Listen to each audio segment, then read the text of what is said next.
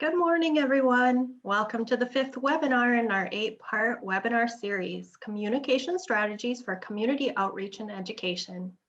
Today, we will be learning how to build relationships and loyalty with your community. My name is Kim Norden, and I'm a program coordinator for the Delta Region Community Health Systems Development Program, or Delta for short. If you haven't already done so, please add your name, title, and organization to the chat box, which you can find on the bottom of your Zoom screen. The slides for today's webinar can be found on the event page. I'll put that link in the chat box in a minute. If you have any questions or comments today, feel free to use the chat box at any time. We'll save some time at the end of this webinar for our speaker to answer any questions that come in through the chat box. To avoid background noise and feedback, please remain muted when you're not speaking. Now, let me introduce you to our speaker, Erin Minzart, Vice President of Strategic Services at Legato. Erin has worked in communications and business administration for companies from 2 to 50,000 employees, including her own business. She loves how truly great healthcare communicators can tell a story and connect with people in an emotional way. Her clients not only appreciate her attention to detail and dedication to a project's success, but also her vested interest in relationships. Erin thrives on producing results for her clients that help them achieve their healthcare communications goals. Thank you for joining us today, everyone. Now I'm going to turn things over to Erin. Thank you so much, Kim, and good morning, good afternoon, depending on what time zone we're all in today. I'm just really excited to be sharing this digital information with everyone today. There is a lot of information in the slides that we're about to cover. And please know that this is intended to be a high-level overview.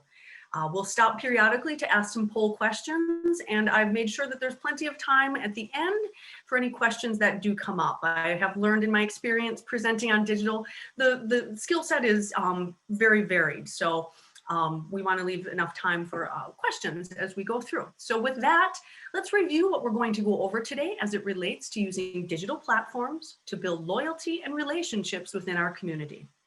So we're going to start with best practices when it comes to digital platforms, and then dive into which digital platforms to use, how to use them, and when to use them. Then with that base knowledge, how do we customize and target messaging for specific service lines? How do we understand the patient journey and the patient experience as it relates to digital and target our messaging to that patient journey? Also developing a dedicated digital strategy, because we've found that you have to have a strategy. Otherwise, you kind of spin your wheels when it comes to digital, and it can be a hard balance of your resources without a solid strategy. Finally, measuring digital effectiveness. This is the data nerd in me. I love this because it's truly the differentiator with digital, that we have data to measure effectiveness and inform decisions. And then finally, we'll end on social media. Where do you start when it comes to social media? Because it's a very big platform and it can be hard to understand where to start without getting overwhelmed. So we're going to start out with a pre-poll. How confident are you in determining which digital platforms to use and when?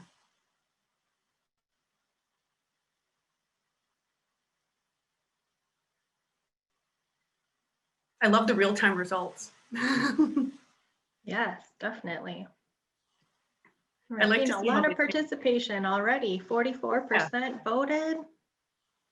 Most people are at a medium confidence. We'll just give folks just a couple more minutes to submit their poll answers, or a couple more seconds, I should say. Looks like medium's going to be the winner. I think it is. We have about 66% who have voted. I'm going to end the poll now and share these results with everyone. All right. So it looks like medium confidence, about 56%, couple feeling high, couple feeling low. So that's good. It's not like digital is something new, but it does move very fast. So I'm glad to see that we have a medium mean level of confidence. Did you share the results, Kim, or do I need to share results? I did share the results. Oh, okay. Yeah. Excellent. I'm just trying to close the poll on my end here. Oh, okay. You can just minimize it. It's not letting me minimize.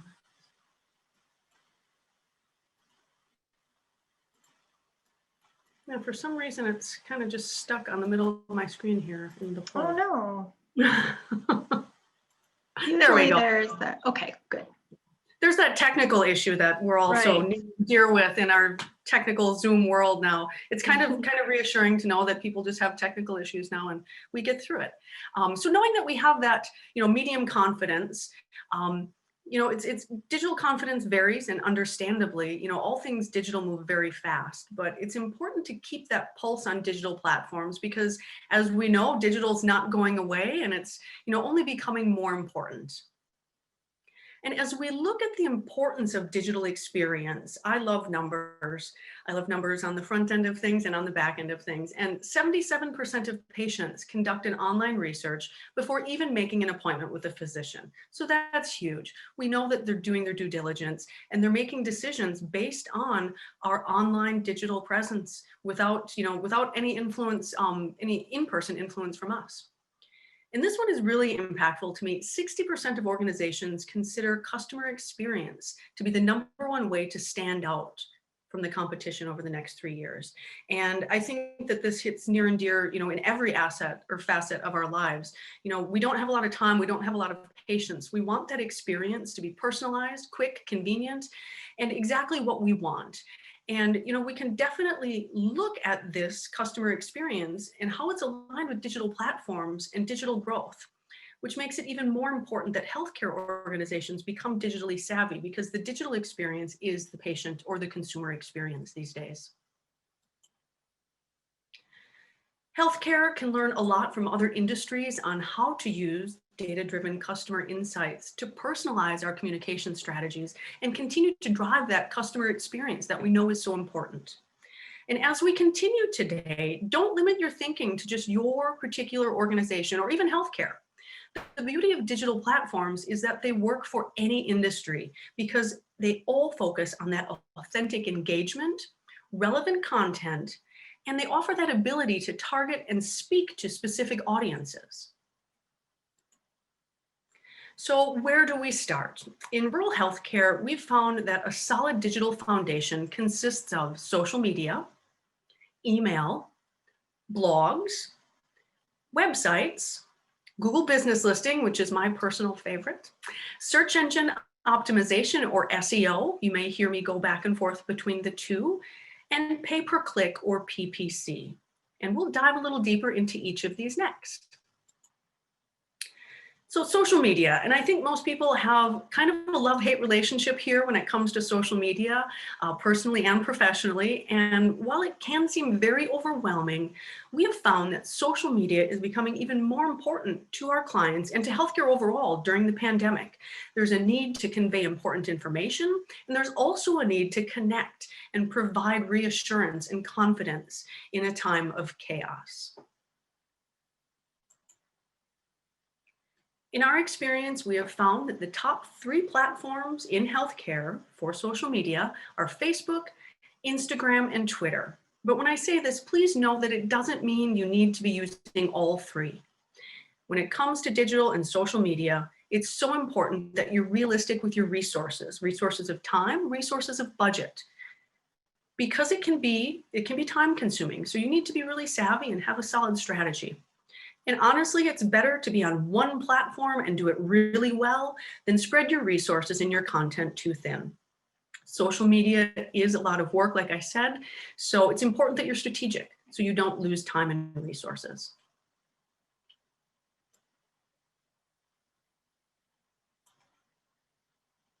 When we look at the different platforms, there are some consistencies between the 3. One is consistency. Consistently post 1 to 5 posts a day. And while that varies, Facebook is a little lighter in the number of posts that you need to use. Instagram and Twitter are heavier because it moves very quickly. So consistency. If you can consistently post 1 post a day and do it well, then go for that, aim for that. There's always opportunity for improvement, but like I said, start with what you can manage. Timing is important. Tuesdays and Wednesdays are best, and that's across all the 3 platforms. Saturdays and Sundays are worst. And if you think about your healthcare consumer, that makes sense. On the weekends, they're busy with their life. Then when they get back to work, Mondays are very busy. But that Tuesday and Wednesday, maybe they're taking a break from work. Maybe they have time to deal with their personal issues, or maybe they have time to research health concerns and book appointments for their family. So that timing is important depending on what message you're putting out and making sure that you're connecting when your people are online. Also understand character limits and best practices. Twitter limits you, so you only have a set amount of characters that you can post on Twitter for your posts, but Facebook and Instagram are unlimited. But when you take a step back and you think about the patient focus, and when they're looking at that post, it's always better to be clear and concise and really drill it down to maybe a few sentences, maybe 100 characters, knowing that you're competing with a lot of different things that are going on in social media. So be concise, make it look really good, and your users will engage with it. Talking about making it look good and wanting users to engage, always post authentic and visual content. I'm sure you've seen, maybe a lawn care company on Facebook that's posting recipes, and instantly there's a little disconnect there. Why are you posting recipes? Is that really authentic? No, I want information that's helpful and relevant to what I'm looking for. So always be authentic. Use the opportunity to humanize your organization. Show the behind the scenes, and show that, especially now in the time of the pandemic, that your organization is struggling, that you can use that empathy and that messaging to convey what you're trying to do on social media. And finally, engage with your followers. Social media is a two-way street. It's not a set it and forget it. It's not, if you put it out there, they will come.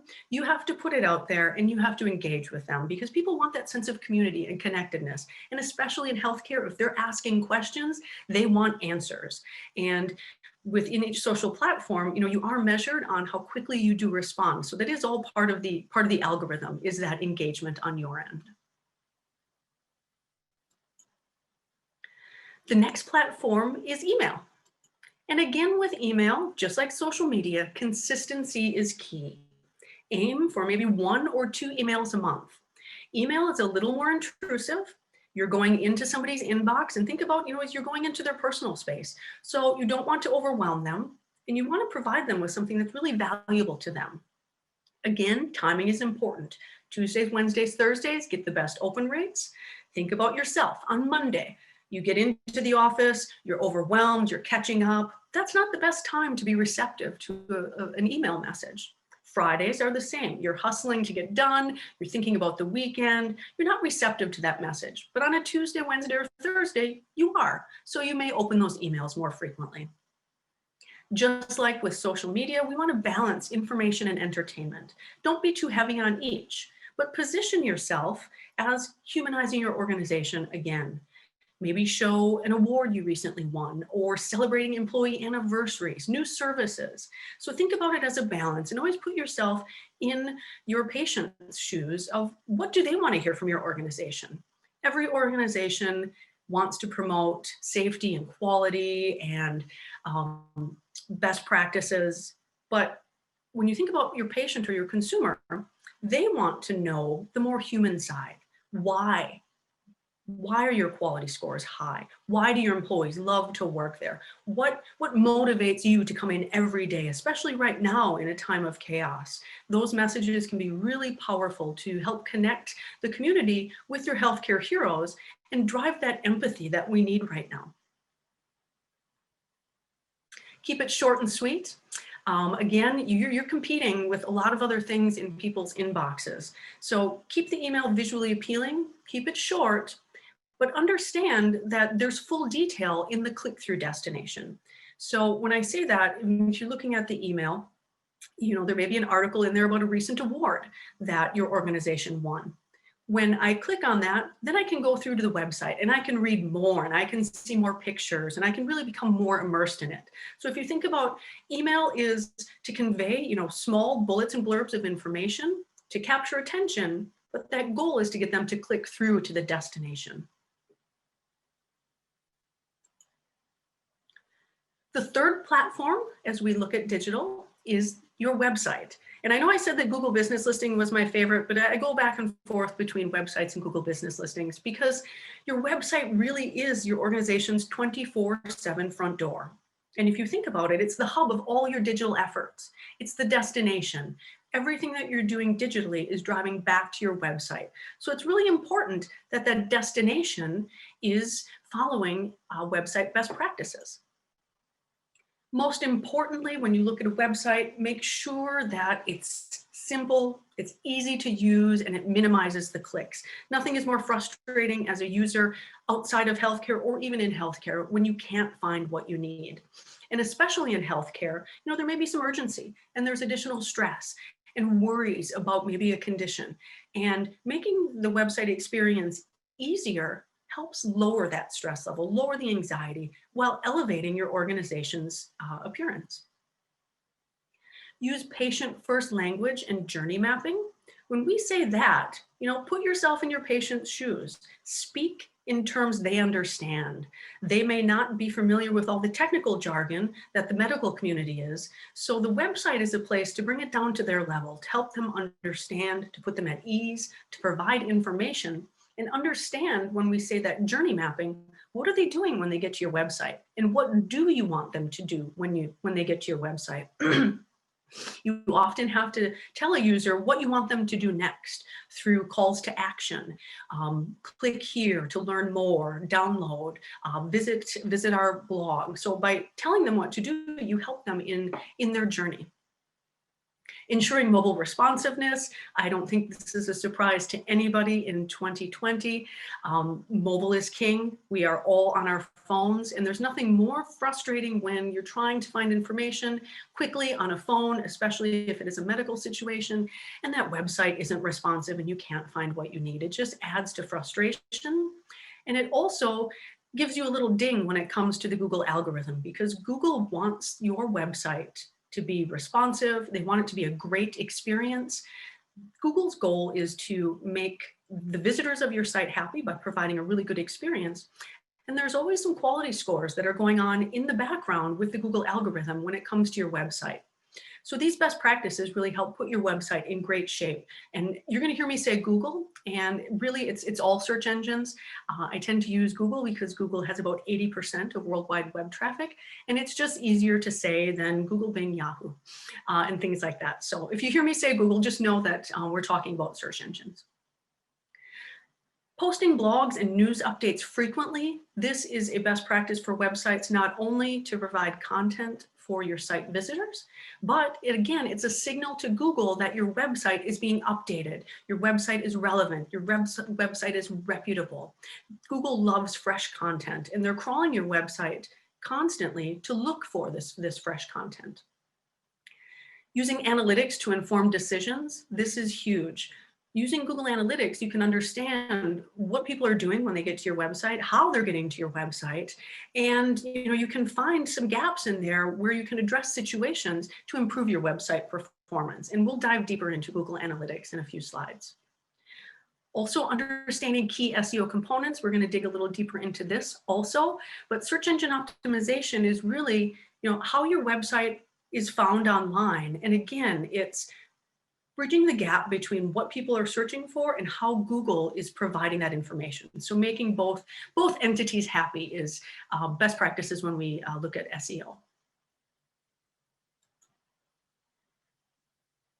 The fifth digital platform, and one of my favorites, is the Google Business Listing. And in my experience across many organizations, not just healthcare, it is the most underutilized digital tool.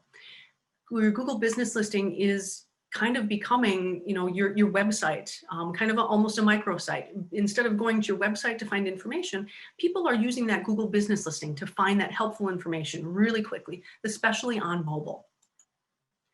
And as we look at best practices for Google Business Listings, the first and oftentimes the most challenging is creating or claiming that organization's listing. Maybe somebody else has claimed the listing, maybe an employee who is no longer with your organization has set it up and you don't have control over it. And it can be frustrating to jump through Google's hoops in the verification process, because when you create or claim a listing, Google wants to know that you're really an organization. So they are going to send you a postcard or an email or a phone call to verify that your information is correct and to ensure that legitimacy. So it can be frustrating, but it's well worth it to make sure that that Google business listing is up and it's working hard for you.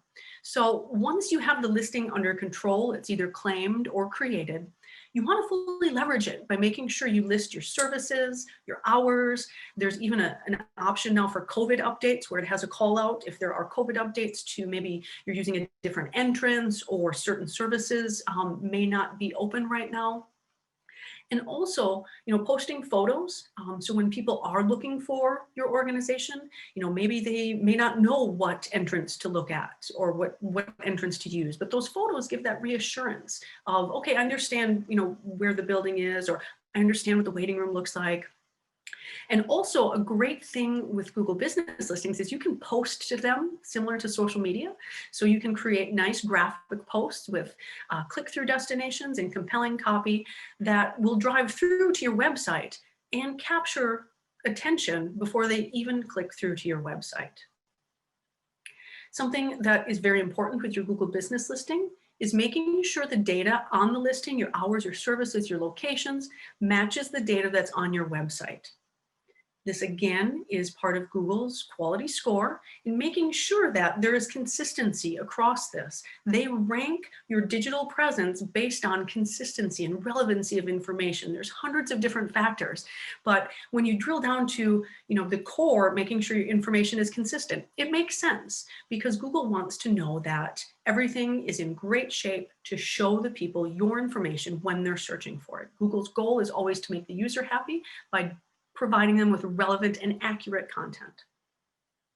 One thing to also remember with your Google business listing is you want to monitor it for user-generated content. And when I say user-generated content, your Google business listing allows people who check into your facility or give you a review to post information, to post photos of them at the organization, to if the hours are not right and somebody goes to, say, an urgent care clinic and they suggest that your Google business listing update your hours. They can always do this because it's an open platform.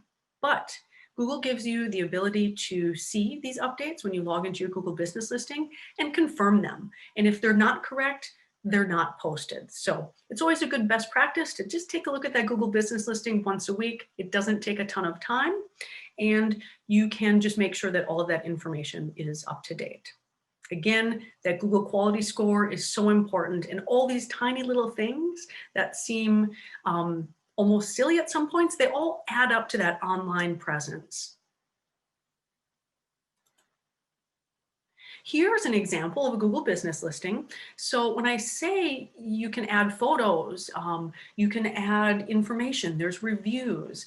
The screen is not large enough, but down towards the bottom of a Google business listing, that's where you can see those posts. So if there is an update or an event that's canceled, you can post to that page so people can see that right away when they're searching for the organization. And it's a great search engine optimization tool. You can see here, if we search for Syracuse Area Health in Nebraska, not only are they in the organic search listings, but here they're also in that Google business listing. So it dominates the page and it really gives your organization a lot of real estate on that competitive first search result page. The sixth platform is search engine optimization, or SEO, as you've heard me say. And this is the most complicated and least understood platform, but so very important. Successful search engine optimization is again made up of hundreds of small things that contribute to that quality and relevancy that Google's looking for. But there are a handful of core SEO components that everybody can do, and it will really help set you up for success when it comes to search engine optimization. The first best practice with search engine optimization is what's called on-page SEO. And this is on the back end of your website and within the content of your website. These are the keywords, the page titles, the meta descriptions, and the copy that you place on the back end of your website. If you think about websites being in Google's Rolodex, Those page titles and meta descriptions and content and copy help Google understand what the page is about. Are we going to serve this page when somebody searches? Does it match their search? So you want to make sure that Google has a clear understanding of what your website is about, what pages, what the content is, so they can confidently serve up that your page when somebody searches. So the keyword research that's critical to the on-page SEO first step is a great way to help leverage and build out your content strategy.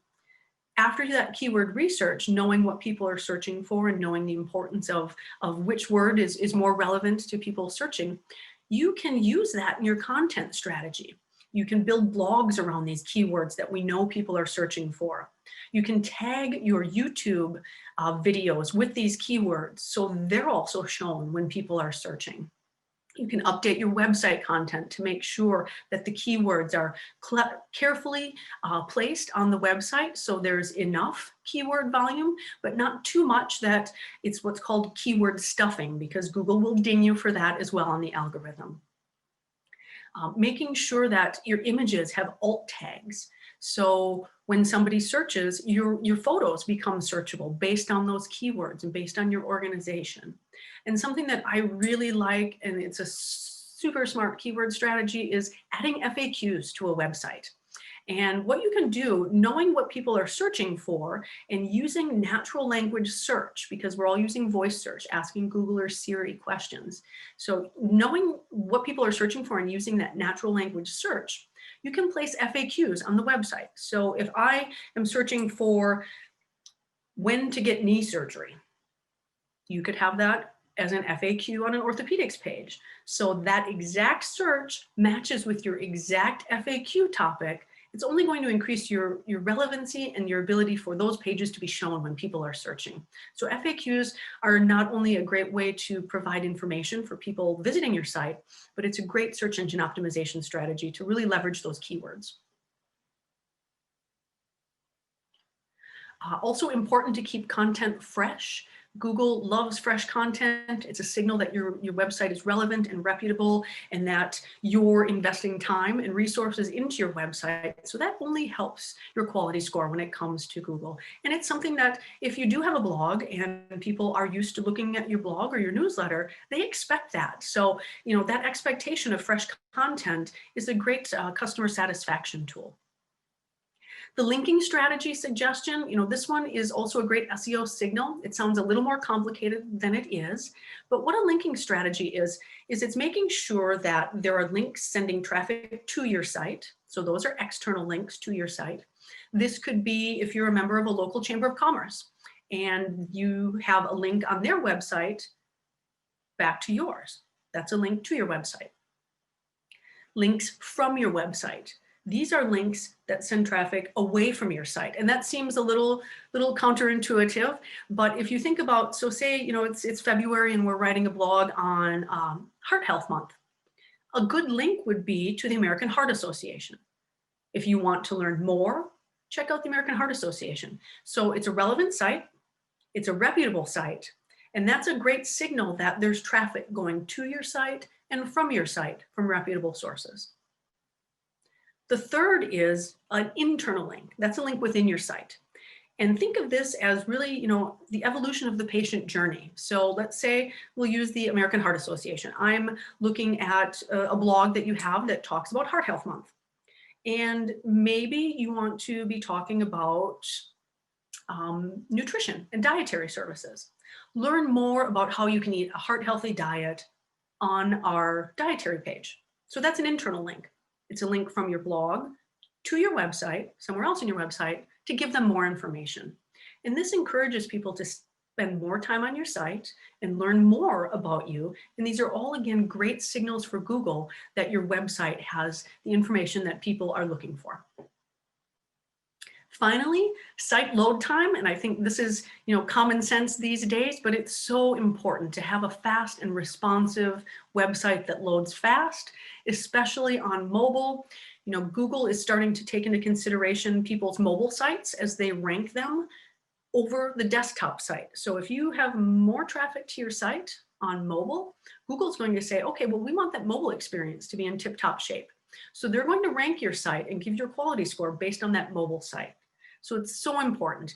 And I've seen statistics that the average human being has the attention span of a goldfish right now. So there's not much time to waste, and having a slow loading site only gives you a ding in the algorithm, but also a ding in the eyes of your patient and the patient experience. So we talked a lot about content and the importance of content, and I can remember back to 2012 when content was just this buzzword. But now, it's become a must to remain relevant online. And content can seem very overwhelming, but just think about it as information. It's information that you use to inform, engage, and entertain people that are going to your website. As we look at blogs, blog content is a great way to answer questions to those commonly researched symptoms or procedures and provide that helpful, relevant information in a way that's not pushy, it's not salesy, it's just presenting information from a relevant source, a healthcare organization, to help inform and engage people who are looking for that information. So you can see here, we have an example of best foods to eat for GERD. Right now, especially with all of us having extra stress, GERD is a real problem, and staying healthy and making sure that we're eating right is a huge search term right now. So matching that up with your website and having a blog, tips for a good GERD diet, is a great way to help your patients and also your healthcare community to become informed and also position you as the trusted source. Right now there's a lot of clutter and things going on with digital and questions of fake news, and it's just a great opportunity to position yourself. You are a healthcare organization. You are reputable. You are, providing that trusted information. So it helps position you as a subject matter expert. The other side of information is, website information, research of your organization. So they're not just looking for helpful information, they're looking for your providers. They're looking for what services you have, or if you have stats or facts about outcomes. If I'm considering a joint replacement surgery, I want to see some stats and facts about outcomes to help reassure me and to help guide me through that decision. And then, information about your organization, hours, COVID updates. So this is all information that, should be on your website as people start to do their online research, informed decisions before even reaching out to you. And, it's part of why our digital first impressions have never been so important, because the demand for information is constantly increasing. But I see that as an opportunity for our healthcare organizations to really position themselves. Last platform is pay-per-click, or PPC, as you'll hear me say. And PPC is a complex platform, but in a nutshell, PPC is a digital platform for paid efforts. And it allows you to target messaging in a lot of different ways that we'll dive into shortly, but only pay for it when somebody clicks on that particular pay-per-click message. So the great part about PPC is that you can reach any audience at any level of the consideration funnel, no matter where they are online, no matter what time of day they're online. So it really kind of levels the playing field. Search campaigns, for instance, are great to reach healthcare consumers at that moment of need, when they're searching, do I have COVID or flu? Or, what's the difference between GERD and acid reflux? So those are opportunities where your organization can be listed right at the top of those rankings through a paid effort, and get that top of mind awareness so people click on that to go to your website for more information. Display campaigns are another component of pay-per-click. And these are those banner display messages that you see. I always tell people the easiest way to remember display messaging is if you go to Zappos or Amazon and you're doing some online window shopping and those shoes or everything follow you to the next 20 websites that you go to, that's display messaging.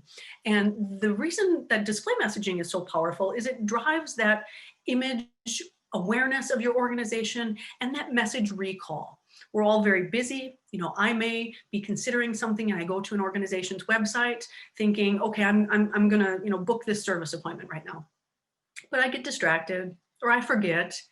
And these display messages are a powerful way to remind me and say, hey, Erin, remember you were looking, you know, for a lawn care company, or you were looking for, you know, this particular service. So it's a great way to continue that messaging no matter where people are in their decision journey. Video campaigns are becoming more powerful than ever in a time of distancing. You know, they help us get that message out there in a more visual manner, and also increase that message frequency. The important part to remember is that all three of these work together to continually drive the healthcare consumer's journey, to reach them at the moment and where they're searching and where they're at in that decision funnel. So it's really neat how, you know, these can all work together for a very, very cohesive paid strategy. And let's take a quick breather here and see what digital platforms that everyone's using.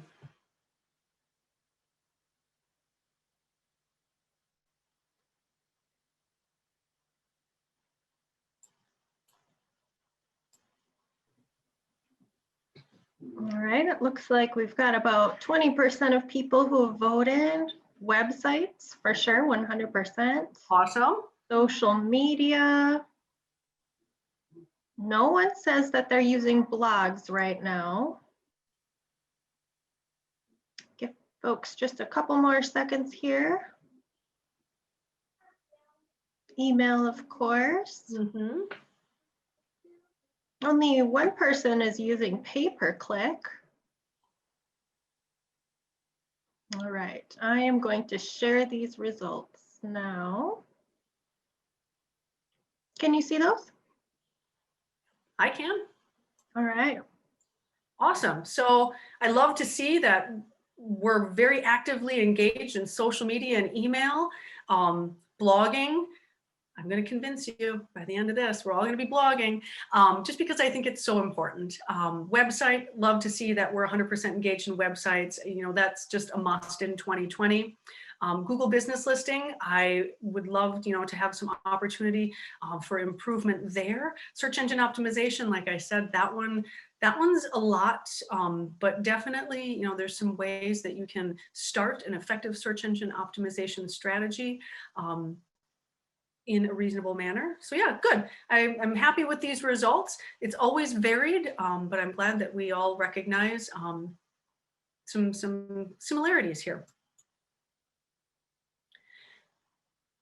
So the reason that, you know, we're talking about digital marketing and targeting your messaging is when we communicate to patients as individuals, we know that we can connect, we can speak directly to them.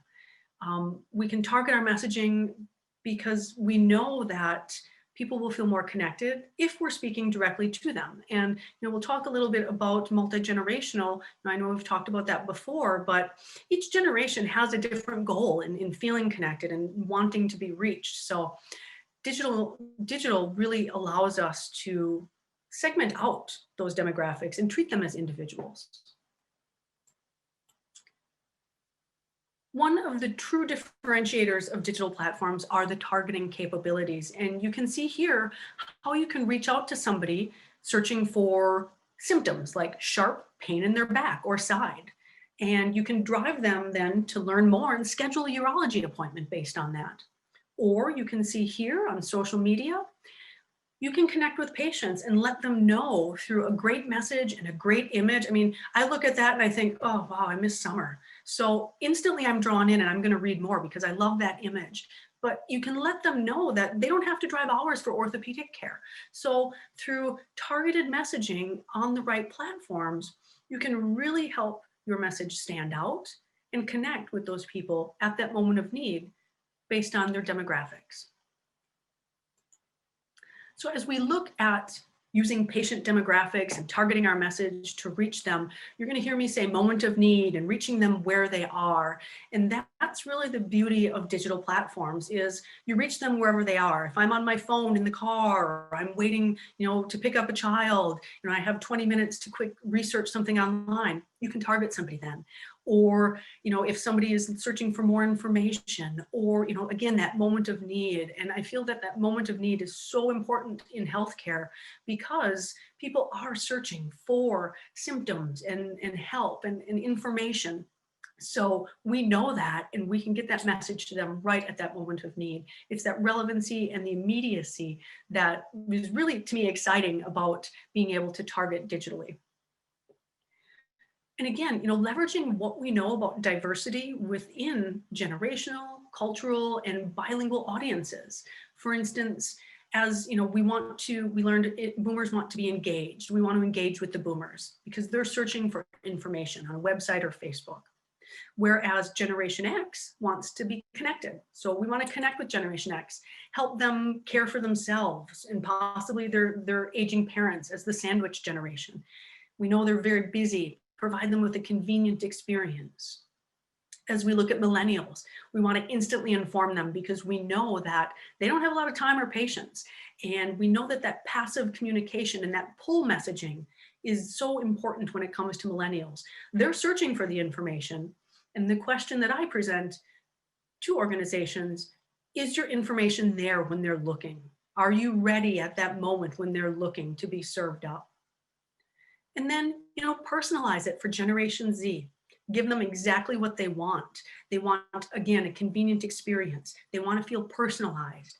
And the great thing about making Generation Z happy is when they're happy, they're going to become your advocates and your organization's advocates, and they're going to share with their peer networks about the great experience.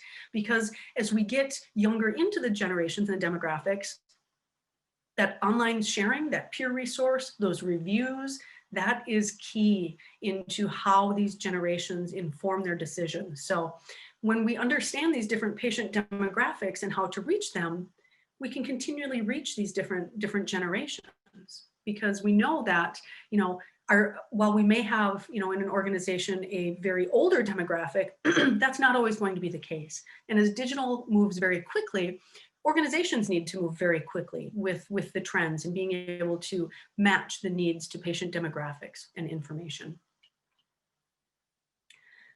No matter what the demographic or information they're seeking, this information need remains. And really, we look at it as, there's kind of two needs. There's a need for general information. And this is going to be, just more, they're not searching for you or looking for anything particular, but they're just searching for general information. And this stat, 7% of Google's daily searches are health related, 7%. When I first saw that, I'm like, well, that's pretty low. But taking a step back and understanding the scale of Google, that's 70,000 searches per minute. That's pretty big. So even though that stat at the surface doesn't seem very big, when you understand the scope of Google, 70,000 searches per minute looking for the need for general health information is huge. And again, they're not looking for your organization. They're not looking for your hours. They may not even be interested in your organization at this point. They may be looking for what's the symptoms of COVID versus flu, and that could be a great blog. Or again, that online search. When do I get knee surgery? How long should I be living with the pain? What is normal pain? And that's a great opportunity to have that information in a blog or an online FAQ on a service line page, because we know that even though they're not looking for you, if they find your information and your content and they like it and they feel that you're a trusted source, then they are going to start turning to you, and they are going to transition from this need for general information to the need for your information. And this is information that is about your organization, specific things about services. And this need for information has to be at healthcare consumers' fingertips. So making sure that your urgent care hours are updated, your locations, providers, having robust provider bios that include videos, personal information about them, anything that can put a human face on your information is only going to help. What are your services and telehealth offerings? Educational content. You know, typically educational content is, really driven around, awareness. Like I think about Breast Cancer Awareness Month and the huge opportunity there for educational content, or, Colon Cancer Awareness Month. These are the times that people are searching for that educational content. And it's a great time to have that on your website to, again, position you as a relevant and reputable leader.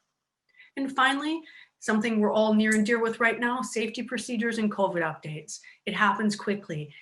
We're putting a ton of updates on our client websites.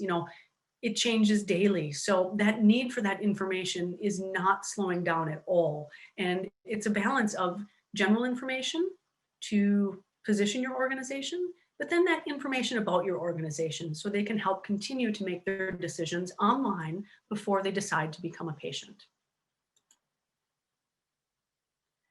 And we talked a little bit about the destination and the importance of the destination in the email marketing slides, but digital content is destination driven, meaning that all drives back to your website. You want your website to be that hub that you have 100% control over the messaging and the patient journey. And this is why that user experience is so important on the destination. You want to make sure that when they click through to your website, that it's a great experience, it's responsive, it's easy to find the information. Again, you're trying to make your consumers happy, and you're also trying to make Google happy in your website destinations. And again, guide your healthcare consumers through the journey. And you do this with content on landing pages that informs with a strong and clear call to action. When you get them to your website, when you've gotten that click, that you're halfway there in digital success, what do you want them to do when you get to your website? It's not just a matter of driving them to your website. You have to continue that with the destination and the messaging. And again, videos. Videos are king right now. They are key in continuing storytelling efforts and delivering information and allowing us to connect as healthcare organizations in a time where we're telling people to stay home and to call first. And, in a time where people are feeling very disconnected personally, video has been key in bridging that gap. So we've talked a little bit about the patient journey, and this is a great example of the patient journey that we've been talking about. So as you see, we have, an OB patient here, and she may be learning about our organization through some traditional messaging and through some digital messaging. She may have looked at some provider profiles and patient reviews. She's starting to do her research after we've reached her with that messaging. She may be looking at some public relations materials about expanded offerings or new service providers. She may be looking at some promotional collateral about maybe the new birthing suites or the entire experience for her as an OB patient. And then while she's been gathering her information, maybe she signs up for our childbirth educational e-blast. So we have a call to action on the website, learn more. You get that email address, and then she can be in your customer relationship management. So this is where the really nerdy, exciting things that I love about digital marketing come into place, the marketing automations. So she said, yes, I want more information on childbirth education, and I'm going to subscribe to your e-blast. So we send her one email that says, it's time to select pediatricians. Click here to meet our experts. Then maybe 7 to 10 days later, we have another email, or maybe closer to the date of birth. Your special day is almost here. Here are the 3 things that you can expect. Again, providing helpful information. We're not asking for anything. We're not asking for a commitment. We're just helpfully nurturing her along in her journey. And then email 3, congratulations. Remember to schedule your appointment with pediatrics. So you can see that where she started as an OB patient, now we have a pediatric patient. So this patient journey it evolves and it's continual, and it allows us to ensure that the messaging is strategically reaching patients throughout their life and throughout their journey. So to me, this is really, really exciting because we know that people want to be talked to in a personal manner, and this allows us to do that and really reach them and give them the information that they need while still guiding them along in a very nurturing way. So the patient journey doesn't need to be as complicated as that. I know a lot of us are not doing email marketing, but we can keep it simple. by thinking about these 4 steps of the patient journey. So if we think about a patient journey starts with searching for a symptom. You have an ache or a pain or something just doesn't feel right, and you want to decide if you need treatment. So you're doing your research. Well, you decide you need treatment. So then your research changes into looking for providers and facilities. You may want to know what insurances are accepted, ratings of providers, locations, hours. Is it convenient for me? Is this aligned with what, my care focus is? You learn that through testimonials, patient testimonials, provider testimonials, bios and videos. And this is really, this key point where they're researching your providers and your facilities. That's when they're making those important decisions. And they move to the 3rd step, which is point of care. So they've decided they're going to go to your facility. They like your provider. They've booked an appointment. They feel that connection. They feel good about it. Well, that continues with staff friendliness. So it takes a little step out of the digital journey, but the patient journey isn't always digital. There's traditional methods and there's in-person methods. So once they're there, making sure that that expectation is being met with friendliness and wait times and parking, because we know that after the point of care comes the patient feedback. And good or bad, patients love to give feedback. Everybody loves to give feedback. And ensuring that it was a great digital experience that transitioned into a great in-person experience only helps drive those positive patient feedbacks. And that cycle repeats as they go back for additional care, or as they become your organization's advocates and they talk to friends and family and say, hey, I saw a great provider. It was a great experience. It was no pressure. He or she calmed my nerves. So this is a great opportunity to just keep it simple, but understand that this journey is cyclical. It repeats, and it is important to make sure that those touch points and that patient focus is there at every point. So we will take another quick break and find out do you have a digital strategy that is patient focused? Thanks, Erin. And I just want to remind you that we have 8 minutes left, and I know we want to spend some time asking questions. There was a question that did come into the chat box, and I think it was a question for everyone. Amy Tucker had asked, are you doing external marketing communications? I'd love to hear from someone that does with regard to their frequency and sign-up methods. So if anyone else wants to share to that, otherwise, Erin, if you have any tips on frequency and sign-up methods with email external marketing communications, that'd be great. Yeah. If nobody else has any, I don't want to talk over anybody. A great way, if you're looking to start an email communication strategy is, having that opt-in on the website, having the opt-in on your social media platforms. So people can, the hardest part is getting those initial email addresses, because they are often tied to your internal patient database and HIPAA compliance. So oftentimes it has to be done externally from your internal records management. So a great way is to put that call to action with a subscription on the website or social media, so you can start to gather, get those opt-ins for people who want to receive information. Did that answer the question? It did, yes. I have used email marketing a lot in my previous position, but it was kind of one of those things where when we had a member join, we'd automatically add their email address. And I figured we couldn't do that in this scenario. We couldn't just pull email addresses from our patient portal. So being able to do that opt-in on the site or on social and kind of making it an optional thing, I think does help. And then would it be something maybe monthly, or what kind of frequency would you recommend? A monthly email newsletter is great to inform people of happenings. It's not too much, but it's not too little. And it's something that I think that they can understand and expect the cadence on. So I think that that's a great place to start of, here's the monthly happenings. Or if monthly is even challenging, a lot of our clients do quarterly newsletters, just because sometimes it is hard to constantly be sourcing that content without being repetitive. So you always want to look at it as quality over quantity. If the quality is doing it quarterly, then go for a quarterly. But if you can pull it off monthly is not a bad cadence either. Thanks, Erin. And I think we're going to run over today, but we are recording this and we will be posting this recording. So I know if some of you have, if you have other meetings here coming up at the noon hour, you might have to hop off. But I just want to open it up to anyone that has a question before you leave today.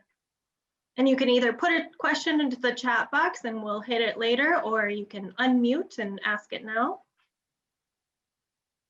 I do have another question that I wrote down earlier. I wanted to check. I'm sure that we're all familiar, or we have seen or heard of stories of the review bomb culture, where somebody will be mad and they'll get a group of friends or strangers on the internet to go and just put a bunch of frivolous one-star reviews, things like that. I know that Facebook gives you the option to disable reviews, which we've gone ahead and done that just to be safe. On the Google business listing, because I don't believe that we have claimed ours yet. Is there any way to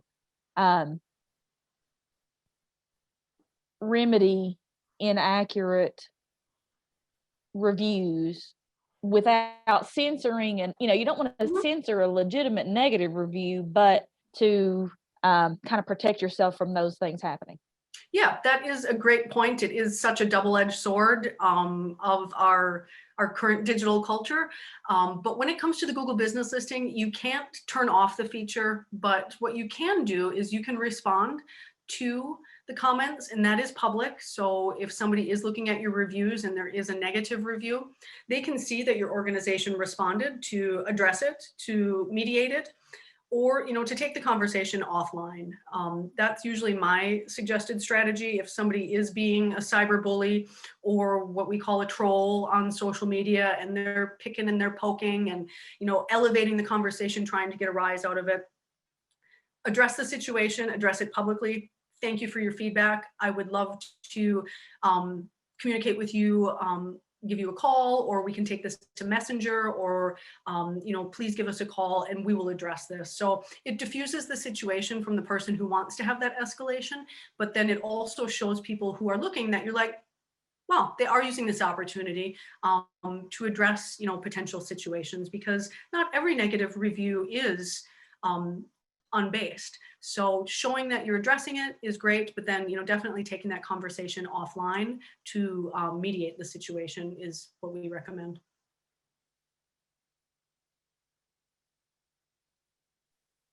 Great questions. Thanks so much, Amy. And anyone else with questions too, go ahead and put in the chat box and we will just continue on. I know, Erin, you want to touch a little bit on metrics and some other very important stuff. So I'm going to let you continue on. And I'm happy. I can respond to questions via email too, or after in the recorded session. So I shall power on here. So as we look at laying out the digital strategy, there's really two components: organic and paid efforts. And as we look at the organic strategy, content is the hub of a great organic digital strategy. And we know that this demand for high value content is only increasing as consumers are using digital platforms for helpful information and solutions to problems. So as we look at a solid digital organic strategy, it must include, relevant social posts, relevant blog and news posts. And again, that relevant is, it's relevant to your organization, it's relevant to current events, it's maybe relevant to the season, it may be a holiday post, or something along a theme of an awareness month. Video content, video to convey important information, updates, and humanize your organization. That is a must in an organic digital strategy, because we know video is king. And the beauty of video is you can use it across all the different digital platforms in various formats. Maybe a 5-minute video, 3 to 5, is good for your website, where a 1-minute video might be good for social media. Or even taking that video down to 10 seconds might be great for YouTube. So video can really be sliced and diced to stretch your content strategy. The other hand of organic strategy is the paid strategy. And these two efforts go hand in hand to develop and deliver that comprehensive digital strategy. We like to include Google PPC into all of our paid strategies because it offers such a wide net to be able to reach people, again, at that moment of need when they're searching, but also to remind them via display messaging, and also integrating YouTube pre, mid, and post-roll ads. And what that is, when you look at a YouTube video, maybe you see that paid message at the beginning of the YouTube video, or in the middle, or at the end. That's what I refer to when I'm talking about the different roles when it comes to YouTube. And again, paid social posts are a great addition to the strategy. They're very effective when you use them with high quality videos and photos, because we know that our audiences right now are on social media. So sometimes putting a little money behind those posts is a great strategy. And finally, the differentiator of targeting is what allows us to use the paid digital strategy to drill down, to align messaging with patient needs, and to keep our digital efforts patient focused. So here's everything that we've been waiting for: effectiveness and measurement and the data, and what I love about digital marketing. In addition to the targeting, we have all of this information on the back end that helps us measure effectiveness and inform decisions. And when we look at Google Analytics, that is going to be what helps us measure your website's effectiveness by first looking at how visitors are getting to your site. Is it through an organic search? Is it through paid efforts? Is it direct, where they go directly to your website's URL? Is it possibly a referral? Maybe, like I said, you're listed on your local chamber's website, so that's referral traffic back to your website. Or social media. What social media efforts are driving traffic back to your website? And as we look here, here's an example of a few ways that you can look at data in Google Analytics. And Google Analytics gives you, nice visual dashboards, but they also give you, the plain old technical view if you want to drill down to specific pages. So it's really, really helpful, no matter how you want to look at data. Here, you can see how people were getting to a website over organic, direct, social, referral, and other traffic. Here you can see a trend line of traffic and users, and you can compare it to a previous time frame to see if the needle is moving up, or if you're losing traction, or why maybe people aren't going to your website now. So once you understand how people are getting to your website, the next thing you want to know is what they're doing when they're on your website. And as we look at this behavior, users, how many new and repeat visitors are coming to your site? That's an important signal. Sessions, how actively engaged they are on your website when they visit your website. Bounce rate, this is a key signal. When somebody goes to your website and they leave right away, that's what's called a bounce. They're not consuming any content, they're not engaging with anything. Maybe they got to your website in error, maybe they clicked to your website and the phone rang and they couldn't continue what they were doing. For whatever reason, that's what that bounce rate is. Pages per session is another great signal of how deep people are going into your website. And then average session duration. How long are they staying on the website? The goal obviously is to have them go deeper into your website to learn more and to get with the information that they need. Spend a little more time on the website. These are all part of those signals to Google that your website experience is good. And then site content. What pages are they going to on your website? And this has been interesting during the pandemic. We have seen, as we create pages for our clients on COVID updates, where those pages when we first launched them, maybe were 100 in the ranking. In a 2-week period, they became in the top 10. So it helps you inform what people are doing when they get to your website. And if you need more information, page traffic like that tells me we need some more information. People are looking for this information. Here you can see data on pages viewed. Very interesting, time of day, when your users are on your website, what pages they're visiting. And here, what sessions or what devices, how are they connecting? Is it desktop, mobile, or tablet? So these are all signals that help you inform your digital strategy. And while with Google Analytics, we can see, what traffic is coming to our site from social media, to truly do that deep dive into social media engagement, you need to be within the platform and understand each platform's unique social media metrics. Everybody knows that likes are important, but there's many other metrics and signals that show and demonstrate social media success. I like to tell people, think beyond that initial like, reach. How many people saw your post? Not everybody engages in posts, but they're seeing it. So there's message recall going on there. How many followers are your paid and organic posts getting? And also unfollowers. Unfollowers are a great signal that maybe you're sending too much information. Maybe it's not relevant. Maybe it's not appropriate. When people unfollow, that's a signal that They're saying enough is enough. Post clicks, how many people are clicking on the post? That's an important signal.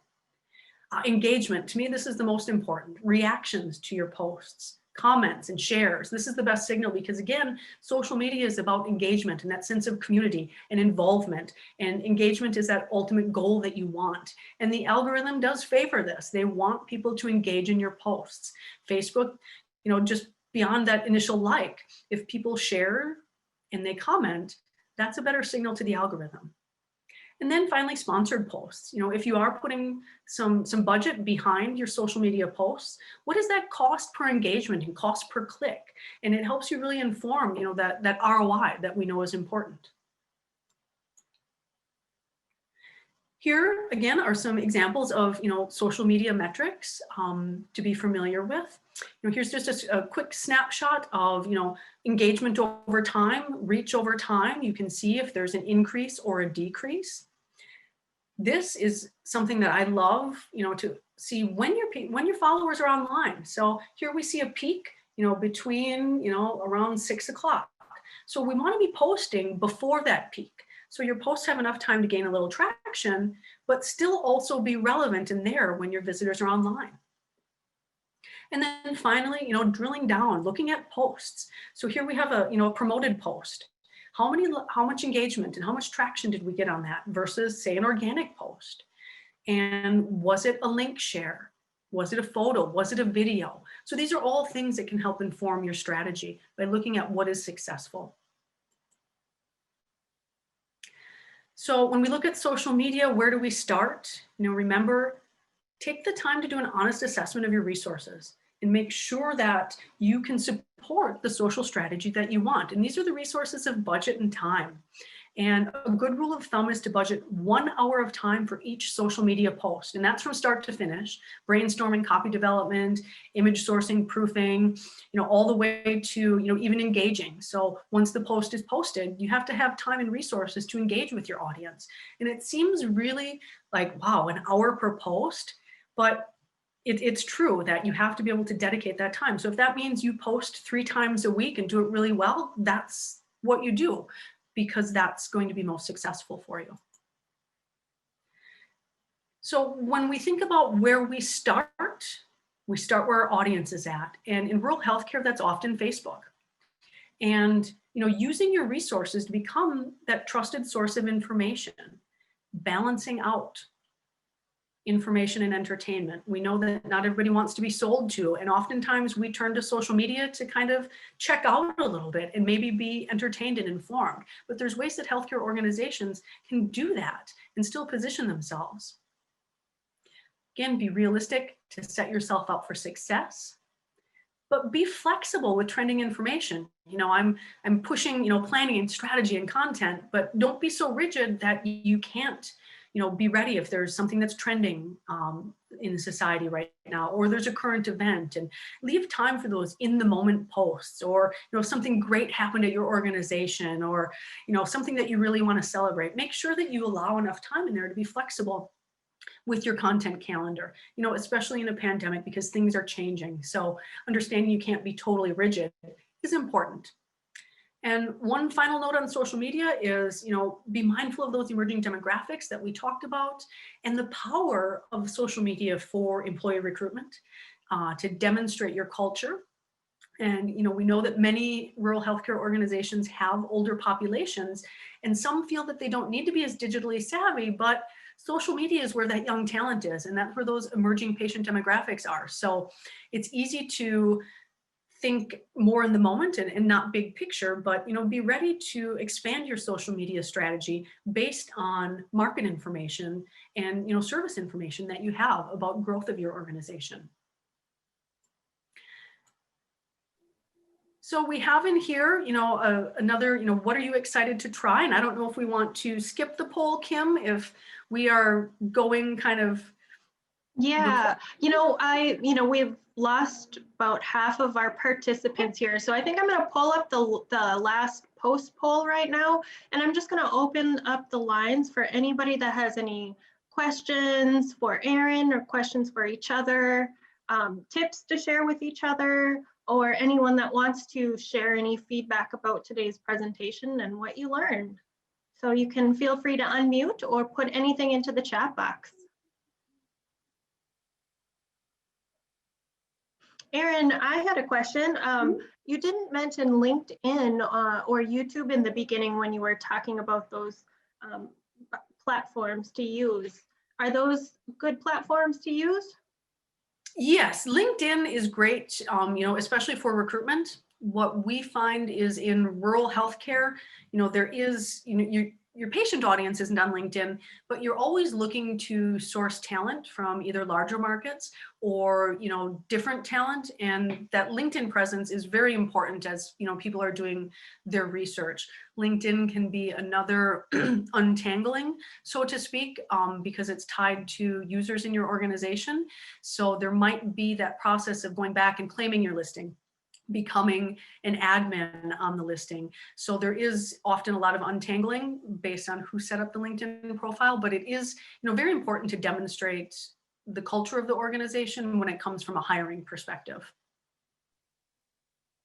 YouTube is also important.